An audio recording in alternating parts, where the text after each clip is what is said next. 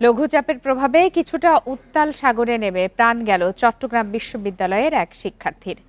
হিমছড়ি পয়েন্টে মঙ্গলবার দিনের আলো ফোটার কিছুক্ষণ পরই সাগরে নামেন ৩ বন্ধু। এদের মধ্যে 2 জনের এখনো খোঁজ মেলেনি। বান্ডেল থাকলে প্রতি সেনমানিতে টাকা বাঁচবে। বিকাশ সেনমানি বান্ডেল কিনে জিতুন প্রতি লেনদেনে। বঙ্গোপসাগরের পশ্চিমে লঘুচাপের প্রভাব পূর্ব উপকূলেও রয়েছে। সাগর কিছুটা উত্তাল। মঙ্গলবার সমুদ্র বন্দরগুলোয় ৩ নম্বর সতর্ক সংকেত দেয়া হয়। এর মাঝেই সাগরে নেমে মৃত্যুর ঘটনা। চট্টগ্রাম বিশ্ববিদ্যালয়ের ডেভেলপমেন্ট স্টাডিজের 5 শিক্ষার্থী সোমবার কক্সবাজারে পৌঁছান। মঙ্গলবার ভোরে হিমছড়ি পয়েন্টে ঘুরতে যান তারা। এদের মধ্যে 3 জন নামেন সাগরে।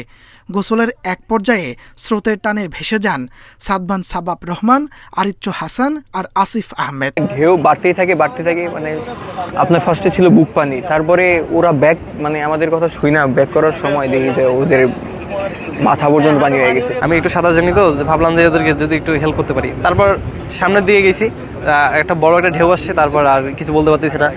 সৈকতে থাকা 2 বন্ধুর ডাকে এগিয়ে যায় স্থানীয়রা। কাছাকাছি থাকা জেলেদের সহযোগিতায় সকাল 7টার দিকে সাদমানের মরদেহ উদ্ধার করে তারা। চট্টগ্রাম বিশ্ববিদ্যালয়ের স্টুডেন্ট 5 জন, 5 জনের মধ্যে 3 জন ভেসে গেছে। তাহলে 3 জন ভেসে যাওয়ার পরে ওরা স্থানীয় লোকজন একজনকে উদ্ধার করছে। একই সময়ে খবর দেওয়া হয় লাইফ গার্ড, ফায়ার সার্ভিস ও ট্যুরিস্ট পুলিশকে। পরে বাকি 2 জনের খোঁজ শুরু করে ফায়ার সার্ভিস।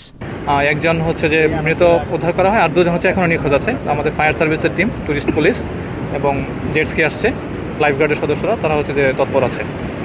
গেল ঈদুল আজহার ছুটিতে কক্সবাজারে সাগরে নেমে প্রাণ যায় 3 পর্যটকের। পরিসংখ্যান বলছে গত 10 বছরে এই সৈকতে মারা গেছেন 61 জন।